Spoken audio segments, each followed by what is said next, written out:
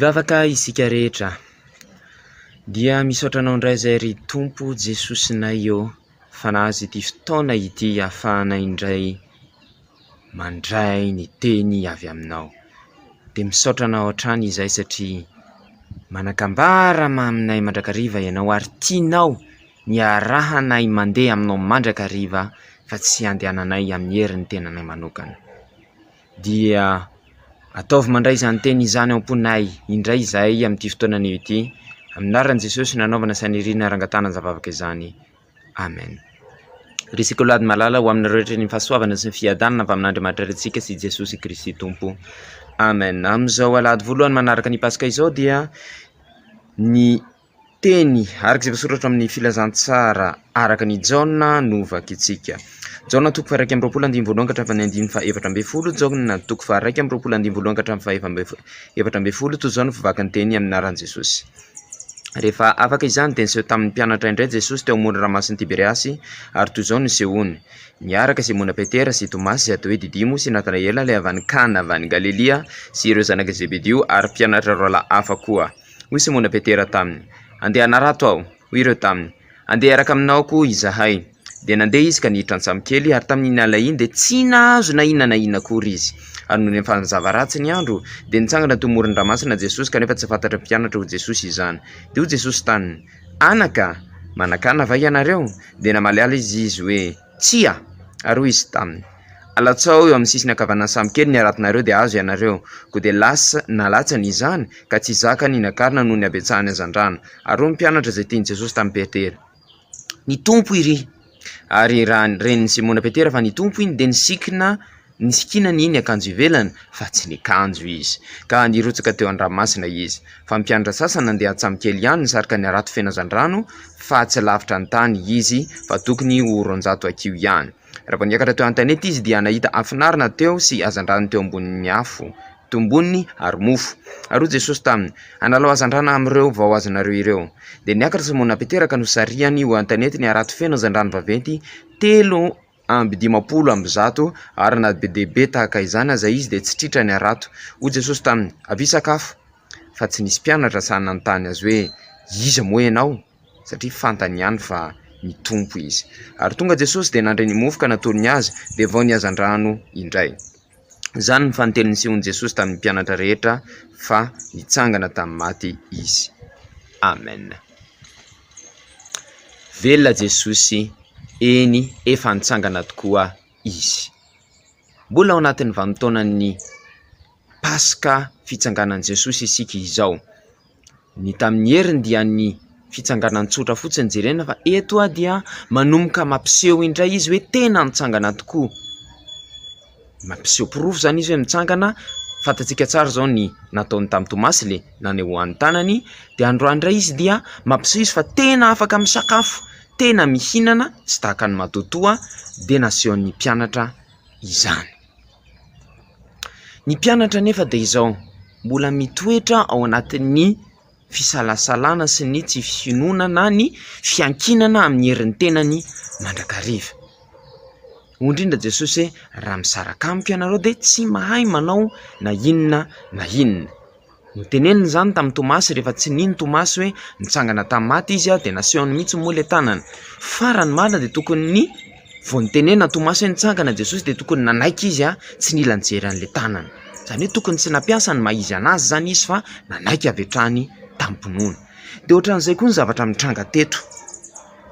Rehefa ohatrany hoe tsy dia nahitan'i Jesosy niaraka tamin-drareo tsony izy, na dia fahitan'izao fa nitsangana, na dia fatan'izao fa Andriamanitra io ka miaraka dalana amin-drareo mandrakariva, na dia tsy hita maso aza, dia lasa miverina tamin'ny fahazarany taloha. Izany hoe lasa nanao tahaka ny Jesosy tsy teo intsony izy ireo. Fantatsika tsara ny fanaon'i Petera nanarato izy taloha dia fa nitenen'i Jesosy hoe ajanony io fa miaraha amiko. Tsy hoe ratsy akory ilay manarato, fa tokony any amin'ny fitoriana ny filazantsara no zava-dehibe tamin'ny Petera. Voka ndeha hitantsika tsara tsy nahazo ninina izy. Mandritry ny alina ny fanaratona trondro, fahazahoana trondro marobe kanefa dia tsy nahazo na dia iray izy. Vao mipotra nefa Jesosy ka niteny hoe alatsao amin'ny ankavanana zavatra tsy mitombony zany tsy nahazo mihitsy izy teo dia ino moa mahasamihafa ny akavia sy ny akavanany.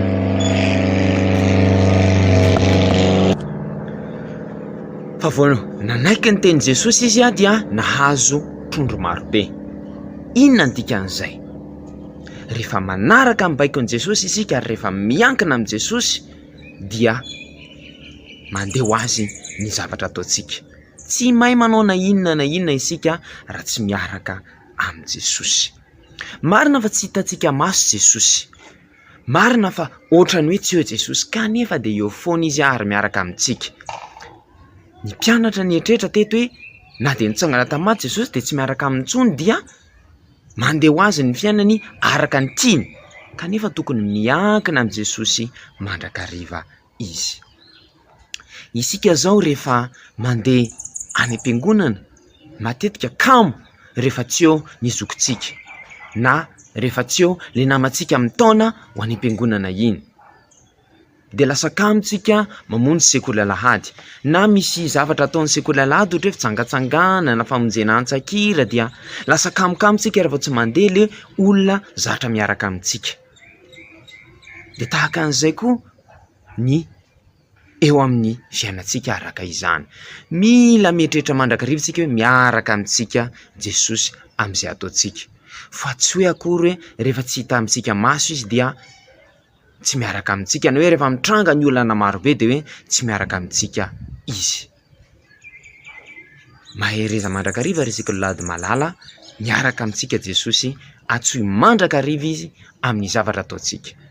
Ny fahasoavan'i Jesosy Kristy Tompo, ny fitiavan'Andriamanitra Ray ary ny firaisana amin'ny fanamasina ho antsika rehetra ny hatramin'izao ka ho mandrakizay.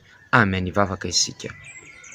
Jesosy Tompo, ampio izay hiantso anao mandrakariva amin'izay zavatra ataonay, na dia hitanay tao eo ianao na dia tsy hitanay aza. Fa ataovy miankina aminao mandrakariva izahay amin'ny zava-rehetra izay ataonay. Voninahitra sy naranao zavavaka izany. Amen.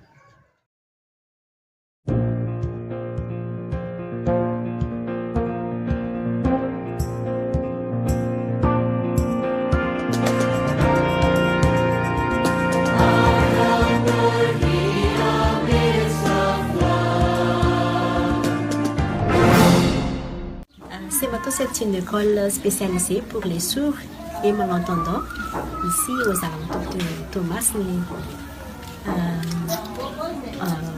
C'est une école de niveau primaire. Il y a la classe préscolaire, le niveau primaire, et après le niveau primaire, ces jeunes-là voudraient continuer en cette classe qu'on appelle classe pré-professionnelle pour apprendre un peu le métier.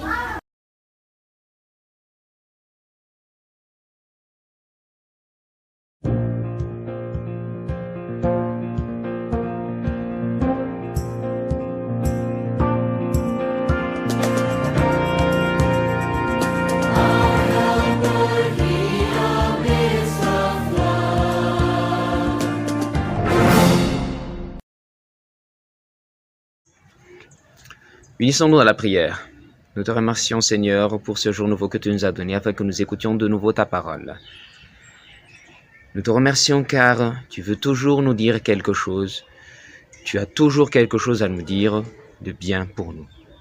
Accompagne-nous dans notre route. En ton nom, Seigneur, nous faisons cette prière. Amen. En ce premier dimanche après Pâques, l'écriture sainte qui nous sera donnée est écrite dans l'évangile selon Jean. Évangile selon Jean, chapitre 21, verset 1 au verset 14. Évangile selon Jean, chapitre 21, verset 1 au verset 14. Voilà ce qui est écrit au nom de Jésus-Christ. Quelque temps après, Jésus apparut de nouveau à ses disciples au bord du lac de Tibériade.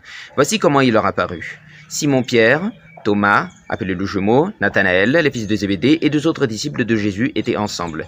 Simon-Pierre leur dit: « Je vais à la pêche. » Ils lui dirent: « Nous aussi, nous allons avec toi. » Ils partirent donc et montèrent dans la barque, mais ils ne prirent rien cette nuit-là.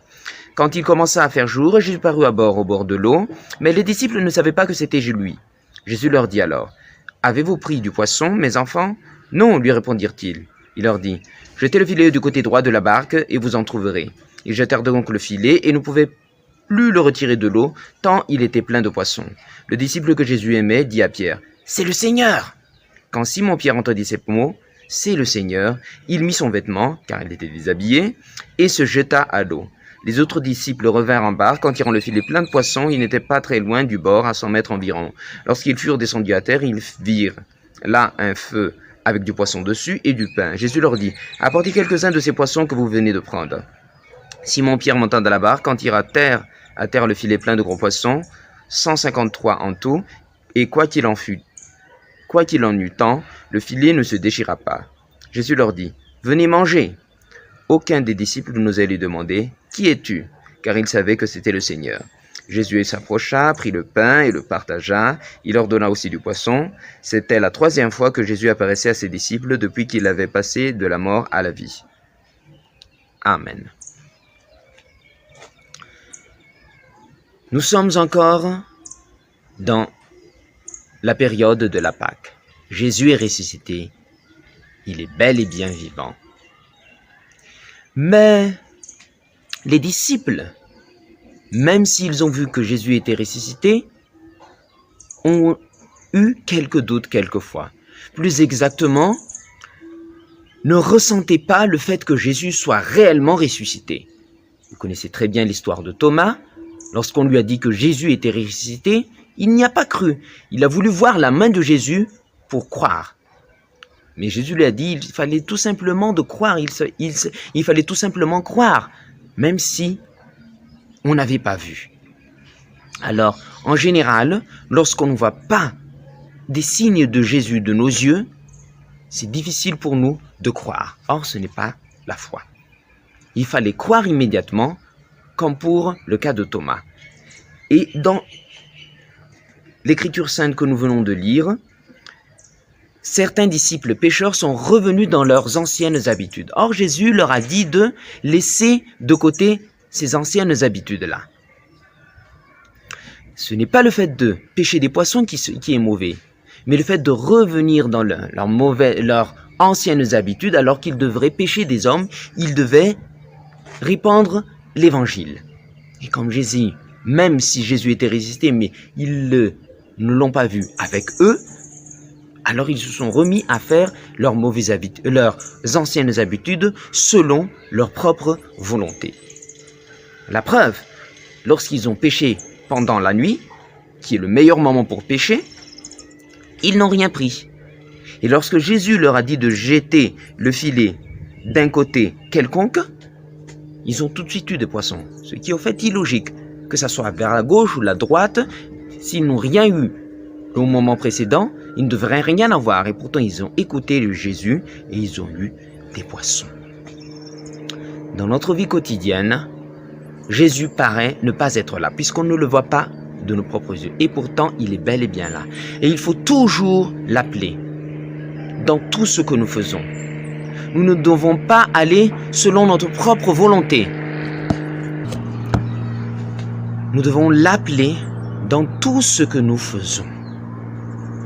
En général, lorsque les personnes qui nous encouragent à le suivre ne sont pas là, on est découragé. Par exemple, si nos parents ne vont pas à l'église, si nos amis de l'école le dimanche ne vont pas avec nous, on est quelquefois découragé, on ne veut pas aller à l'église, on ne veut pas aller à l'école du dimanche. Jésus est toujours avec nous. Il faut toujours l'appeler. Dans le meilleur ou dans le pire, appelons-le et mettons notre confiance totale en lui. Que la grâce du Seigneur Jésus-Christ, l'amour de Dieu notre Père et la communion avec le Saint-Esprit soit avec vous. Amen. Prions. Nous te remercions, Seigneur, pour cette parole que tu nous as donnée. Aide-nous à ne pas nous sentir seuls, mais à toujours croire que tu es avec nous et que tu nous guides dans nos pas. En ton nom, Seigneur, nous faisons cette prière. Amen.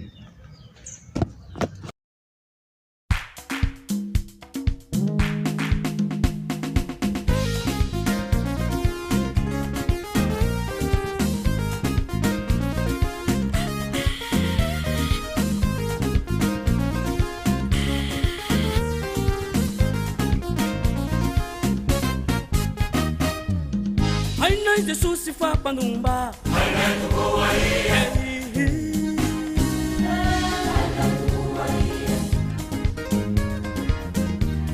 Jesus fanamelo ana Jesus guia ai nei Jesus fa pandumba ai nei boa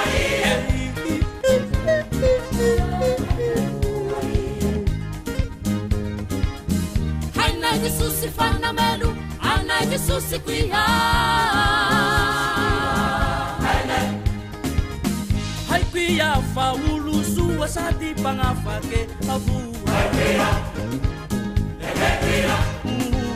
yeke kuia fananga bujungulu maru zaibe avua hey hai kuia faulu suwa sadi pangafake avua yeke kuia fananga bujungulu maru zaibe avua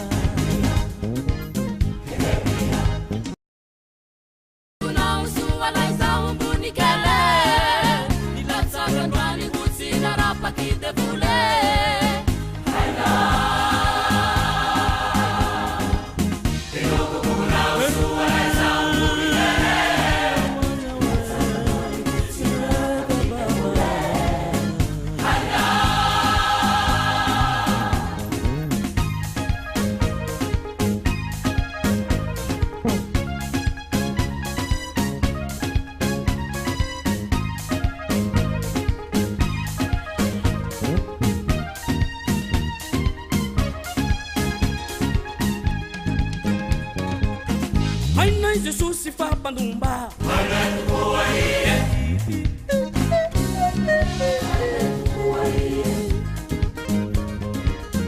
ai nei Jesus se fa namelo ai Jesus se guia ai guia fa lusu asadi pangafake avua ke guia fa na bujulu maru zaibe avua hey ai guia fa lusu asadi pangafake avua ke guia fa na bujulu maru zaibe avua Dinuku buna usu alaiza ubunikele Bihataka twani musi narapa kide vule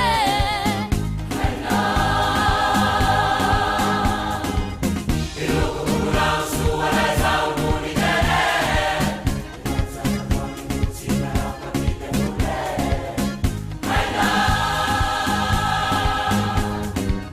Dinuku buna usu alaiza ubunikele Bihataka twani musi narapa kide vule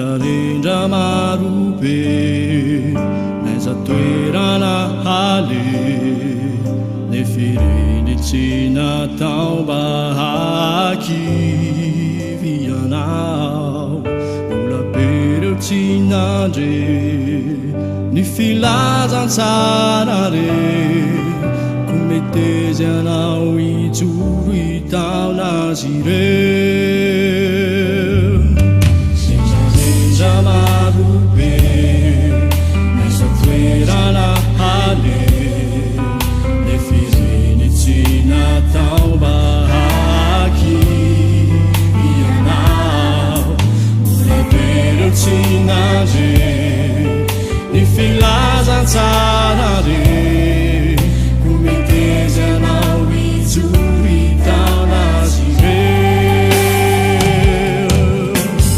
aoka tsisy olonanao tsinotsinonanao noria tanora anao fampotonga fianara maniminyana aminy fiteny sy fitondratenarao aoka tsisy olonanao tsinotsinonanao nolia tanora anao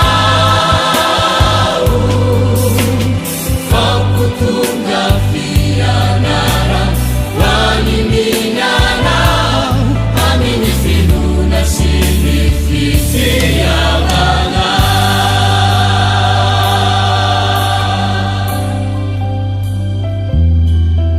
misolatsa indraindray fitsapana mahamba toromaika mampitraky zany fo tsy fanahy na mavesatra toko mampiondrikano azakivy fany tomponao nozereo aoka tsisy olo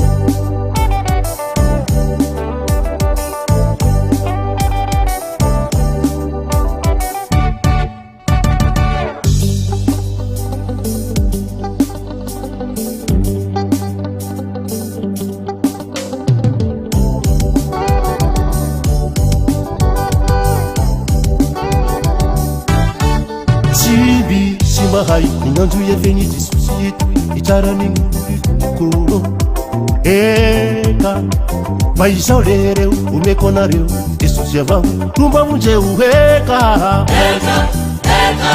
tsy misy mahainy gn'andro evenity susieto itarany ngolo rilomboko eka maizao lereo omeko anareo esozy avao romba monjeo eka bata lambo misy gny fanompantraby indra iro bivavaky koa tarikaby mata lambo misy gny manompotromba kanefa io ho tsy mahalomba tialeo mamonjy any jesosy satria ireka avao mpamonjy heka bata lambo misy gny fanompantraby indra iro bivavaky koa tarikaby mata lambo misy gny manompotromba kanefa io ho tsy mahalomba tialeo mamonjy any jesosy satria ireka avao mpamonjy heka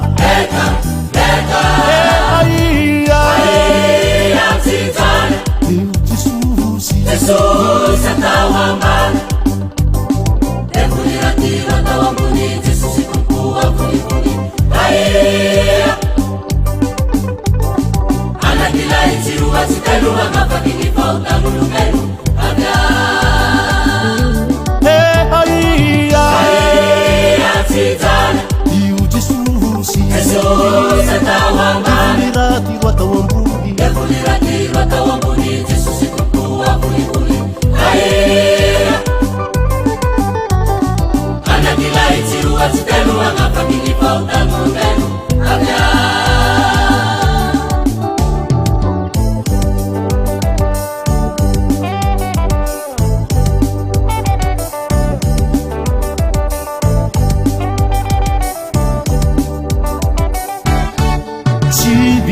Mahai inandro evenity susieto itarany ngolo eka maizao lehereo omeko anareo esozy avao romba monjeo eka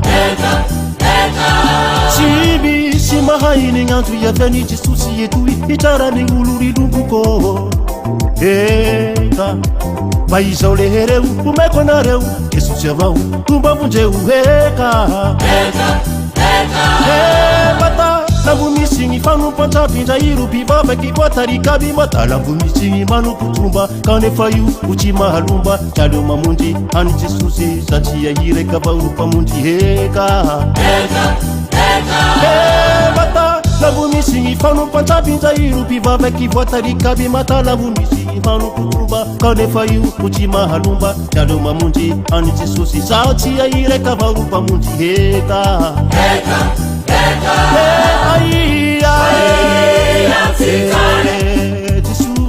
Jesus atau ambana Jesus itupu afuri Aia tijani hahe Anak gila itiruwa siteluwa Ngapakini pauta ngulumelu Abya Aia tijani Jesus atau ambana Ekuliratiwa atau ambuni Jesus ikukua kuni Aia tijani hahe Anak gila itiruwa siteluwa Ngapakini pauta ngulumelu Abya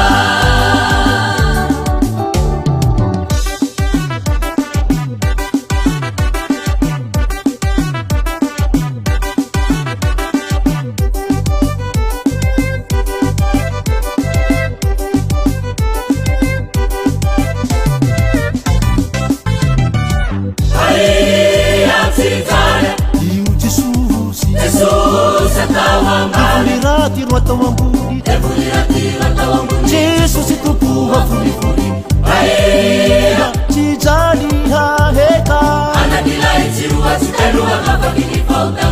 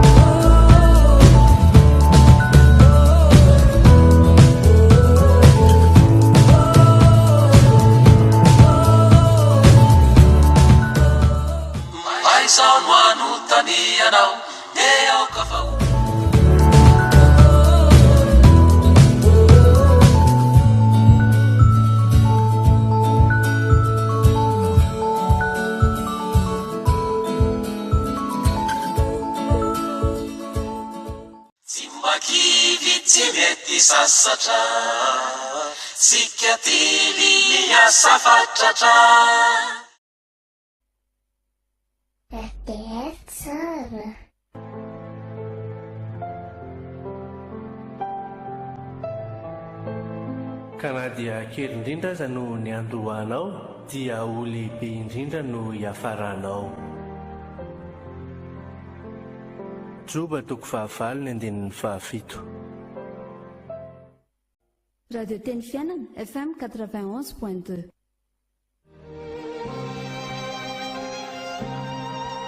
Hita ianao anie Jehova ka hiaro anao, ampamirapiratra ny tavany aminao anie Jehova ka hamindra fo aminao, anandratra ny tavany aminao anie Jehova ka hanome anao fiadanana. Amen. Mery toko fahaenina andininy fahaefatra amby roapolo hatramin'ny fahaenina amby roapolo.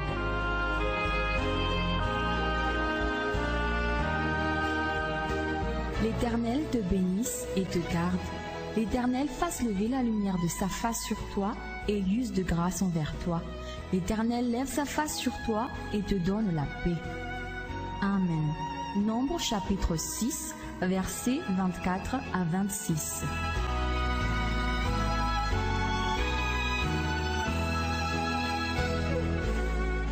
May the Lord bless you and take care of you. May the Lord be kind and gracious to you. May the Lord look on you with favor and give you peace. Amen. Number chapter 6, verse 24 to 26.